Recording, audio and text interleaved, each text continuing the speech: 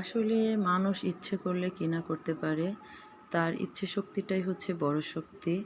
খুব ইচ্ছে ছিল যে আমি হয় হুন্ডা গাড়ি না হয় স্কুটি চালাবো। কিন্তু মনে, মনে ভাবছিলাম পারবো কি পারবো না। যাই হোক আল্লাহর দরবারে লাখো কোটি শুকরিয়া। আল্লাহ পাশে ছিলেন বলেই আমি খুব ভালোভাবে স্কুটিটা শিখতে পেরেছি। আর এই শেখার পিছনে আমার বড় ভাই, ওর ক্রেডিটটাই বেশি। কারণ ও পাশে না থাকলে সম্ভব ছিল না। ও আমাকে ধরে, ধরে শিখিয়েছে কিভাবে স্কুটারটা চালাবো। তো এইভাবেই আমি ৫ দিনের দিন এভাবে কমপ্লিট করি।